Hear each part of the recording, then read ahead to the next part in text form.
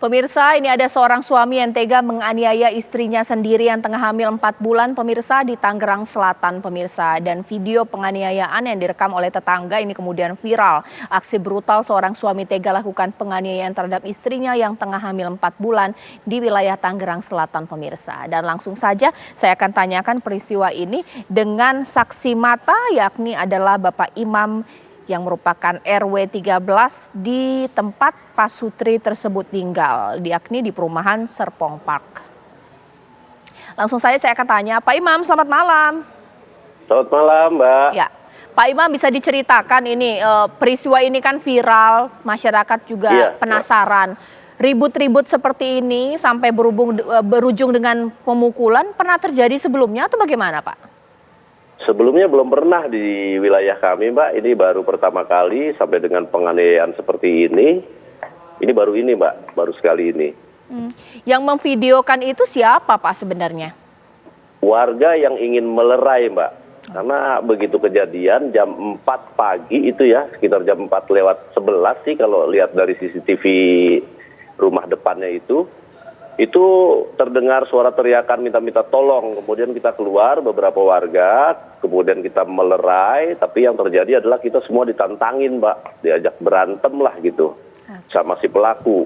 Begitu saya masuk ke rumahnya itu, pelaku sedang mencekik leher korban, tangan kirinya mencekik leher korban dan tangan kanannya memiting tangan korban ke belakang tubuhnya. Dua-duanya tengkurap, Mbak, di depan kamar, di depan jendela kamarnya. Jadi si korban itu mau lari lewat jendela ditubruk sama suaminya. Kemudian saya coba melerai dengan baik-baik, itu makin saya bicara, makin saya minta untuk tidak melakukan kekerasan, makin dicekek istrinya, Mbak. Kemudian dibawa berdiri, kemudian kami warga mundur dan istrinya terus dipukulin, Mbak. Itu kejadiannya. Oke, waktu peristiwa pemukulan itu ada teriak sesuatu, tidak ada ngomong apa gitu. Kan kita jadi pengen tahu ya, Pak, apa karena cemburu atau karena apa, bagaimana, Pak? Kabarnya sih ketika udah bisa diamankan di rumah saya, karena kebetulan rumah saya persis di sampingnya, Mbak.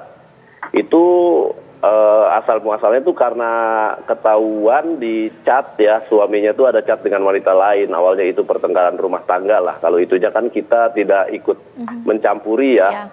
Cuman yang kita warga itu yang kita selamatkan ya karena memang ada semacam penganiayaan yang cukup lumayan berat menurut kami ya, karena dipukulin terus istrinya.